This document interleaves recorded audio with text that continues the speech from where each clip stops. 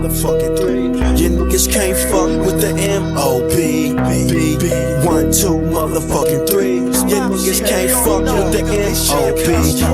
This is get so rock music, bitch. 4-5 rock music, child music, cocaine rock moving, OG hop abusing niggas like the hustler. I was whipping kick for hours, Taliban dropping towers, hammerman, chop busting young niggas, gun clocking, dropping bombs like test the verb in a cold white. What's good with YouTube? Y'all already know Big Flacco with a convict's perspective, and I'm smashing, dashing, sliding on through with a little bit of energy. Please hit the like, subscribe, comment, do all those things to help support this channel, and hit the bell notification for future fire content. And as you can tell, man, someone just got sentenced. An individual by the name of Nelson Alexander Flores of Tijuana was sentenced to federal court for 210 months for trafficking large quantities of methamphetamine into the United States from Mexico on behalf of not only the MS13 street gang, but the Mexican Mafia. Now, I previously did a little discussion about this individual that they call Mula, which is basically the individual we're discussing right now. He had met an individual named Fox, an MA member, right? Way back in the days, who pretty much mentored him for years, man. So this guy was always the one that was trying to bridge the relationship between the MS13 and the Mexican Mafia, man. And he kind of did it very, very, how you say it, was a smooth operator. Now, he went by their names, El 40, Cuarenta, Juan, Juanita, and whatnot. Now, apparently he'll be doing this case consecutively, as he already had a case pending from Ohio, right? Where he was got 5 years for conspiring to violate federal law by conducting and participating directly and indirectly in affairs related to the MS-13 through a pattern of racketeering activity, multiple acts of murder, extortion, drug trafficking, money laundering, and obstruction of justice, and witness tampering. That was a case that he was part of. Now he has a whole new case, right, that ties him in with the Mexican Mafia and TJ. So this Mr. Mula was pretty much, he was internationally doing his thing, man. I think he was a rare individual who was loyal to the Mexican Mafia, but still got respect from his MS-13. You know what I'm saying? Both the National Ranfla as well as the one in California. At sentencing, they said that he moved anywhere from 100 pounds or more of methamphetamine and cocaine on behalf of international street and prison gangs per month. So basically, he was the main individual that was pretty much trafficking all the drugs for the MS-13 as well as the Mexican Mafia. That's why I said this dude knew how to maneuver, man. He knew how to be loyal to his people, his MS-13 gang members, as well as his loyalty to the Mexican Mafia. You know, some within the MS used to always feel like that he allowed the inmate to supersede, and that was his main priority. See, he was mentored by a couple in Meadows when he was in Big Sandy, right? One being Fox, and that allowed him to have contacts when he was in Salvador. That how he migrated to Tijuana was basically through a secretary for an Meadow. And so when he was there in TJ, he was able to meet Peanut Butter, and he was able to get a lot of traction of things that were going on, and his assistance within both groups. You know, it seemed like the MA would become a priority, but he still had his roots with the MS-13. There was a conflict at one time with several feeling that he was doing more for, like I said, the MA than he was for the MS-13 or the MS. So at one time, there was an individual named Rojo who proposed to leadership that they wanted them to basically go into the El Salvador's basically program, and he pretty much declined it. And they pretty much stayed in tune that they were going to function in TJ under the MA's guidance, basically. That's where his loyalties were.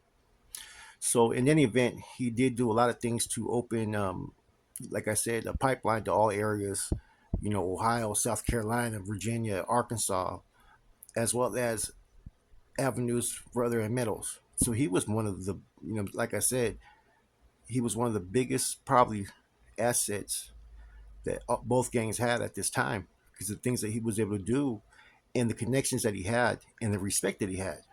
He knew how to politic. He knew how to wiggle.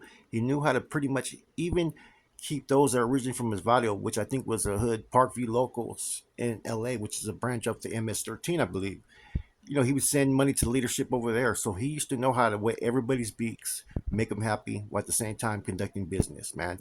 Therefore, he was one of the biggest assets for both the MA and the MS-13 for a long time. And a lot of that's attributed to Fox. Fox took him under his wing, man, put him in charge of certain things on behalf of the MA. And the one thing that I can say about Mula is he was loyal. He was loyal to those that treated him right. And he could have turned a, you know what I'm saying, turned an eye on everything that Fox had had taught him, and the connections with Peanut Butter and other individuals, right? But he didn't. You know what I'm saying? He held true to what he believed was in the best interest of himself, while remaining loyal to those who paved the way for him. Like I said, he was probably one of the more intelligent individuals as far as in all these operations. A lot of things that have been going on for like the last 15, 20 years are all attributed to things that he was able to make happen.